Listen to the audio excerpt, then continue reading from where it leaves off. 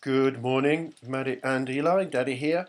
We are now in May, which is the third month of lockdown, and I've woken up to the most incredible rainstorm. Brilliant. You realise that quarantine is getting to you when you find yourself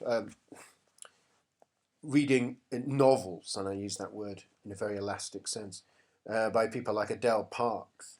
Um, while simultaneously watching movies with titles like Slasher in the Morning or Pookie Bear Hits the Trail and What Are Those Strange Drops of Blood Doing on Jennifer's Body?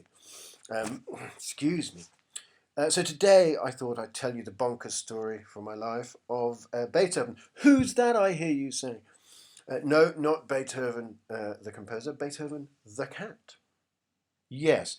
So Beethoven, the cat, who was this black and white bundle of fluff, incredibly long haired and cuddly, along with his sister Schubert, a tortoiseshell, rather more aloof, were my first proper pets that I remember fully.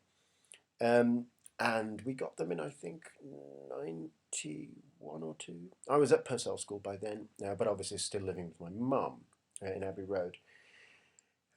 Later, when I moved out, I got a couple of Russian hamsters called Arnold and Alban, after two of the Second Viennese School composers.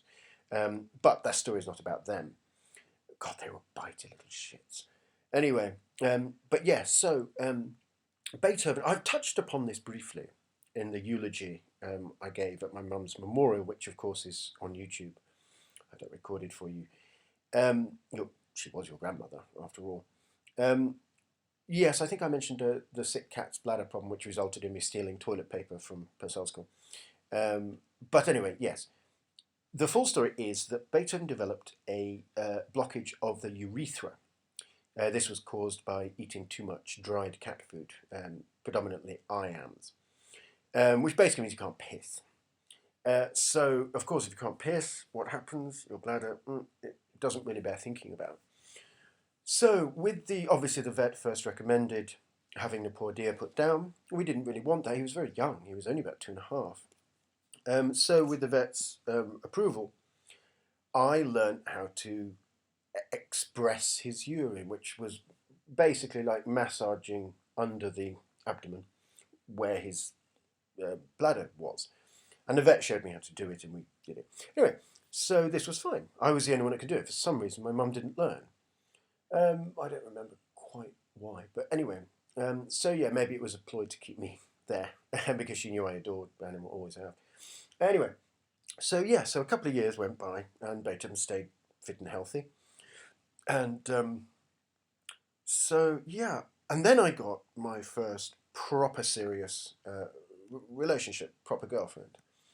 I won't say her name, partly because she's happily married now with a kid of her own, and also because we were engaged, and it was a very juvenile engagement. We were both obviously far too young. Don't make that mistake. Um, but you know, it was kind of sweet. So anyway, so the time came when her parents offered to take us on holiday with them to Wales, um, to stay in this beautiful cottage, literally in the foothills of Snowdon. The lake across the road. The cottage was called Bryn Tyrion. It was a beautiful place. I think we then went and stayed in Dolgethley as well. But anyway, Snowdon was literally rising outside the window. But of course, the question was what to do with Beethoven, because I was essential to his survival. So, in an enterprising spirit, off we went to Wales with Beethoven the cat, whose bladder needed expressing at least 3 times a day, and a large stack of toilet paper. Yeah, so if that wasn't bonkers enough, the holiday about 4 or 5 days in, it's all going well. Beethoven's obviously in the cottage, which is quite a large cottage. You know, he could roam around and do his thing. We went out every day on trails and hiking and waterfalls and climbing and we were doing all this stuff. Anyway, then one evening, on about the fifth evening or something, um, in a sort of romantic frame of mind, I suggested to my then girlfriend, should we go for a walk in the garden and look at the sunset. And have a, youthfully romantic. Um, and so we did, and we were walking, and it was all lovely. And we found this kind of seat, which was kind of made out of, there was a kind of wall, and then the seat was slate, this large grey slate on top, and then there was a larger kind of freestanding stone wall behind it. And I said, why don't you climb on this seat and put your hands on the wall, and you can see the stars and the infinite universe and the methane emissions, and it'll be beautiful. I know, it was so romantic. Anyway, she gets up on this seat, blah, blah, blah. She's watching the sunset, we're whispering sweet nothings and all that. She then tries to sit down. I put my hand out to grab her, and she puts one foot on the ground. But as she takes the other foot off the seat, the large piece of grey slate comes with her foot, lands on top of the foot that's already on the ground, smashes into the bit on the top of her foot, straight into the bone. Blood spurts out. You can hear the bone crunch, screaming. I literally have to grab the slate, throw it off, pick her up. I run into this cottage in Wales with a girl with broken foot, blood pouring out. There's her parents screaming. There's Beethoven needs his bladder expressing in the bathroom. Oh my God. We start ringing, the dad starts ringing doctors. No doctors available at that time. It was fairly late at night. So anyway, that was and the car wouldn't start either. So the very next morning, the parents were actually quite unconcerned the night before. So basically all night I had this girl with a broken foot howling and howling and howling, trying to stem the blood with towels and all this. Yes, I'll be right with your bladder. I'll express your bladder. Blah, blah, blah, blah, blah. Cat piss everywhere. Blood over here. Girls screaming and sobbing.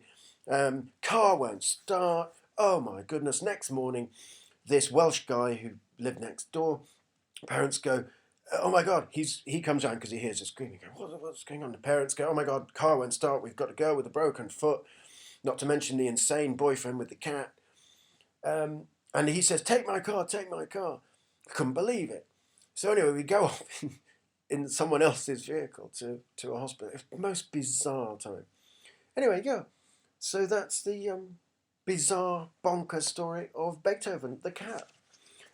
Excuse me, stop doing that. And yeah, so another bonkers story from my life, and I hope that was entertaining, and see you again tomorrow. Daddy loves you always.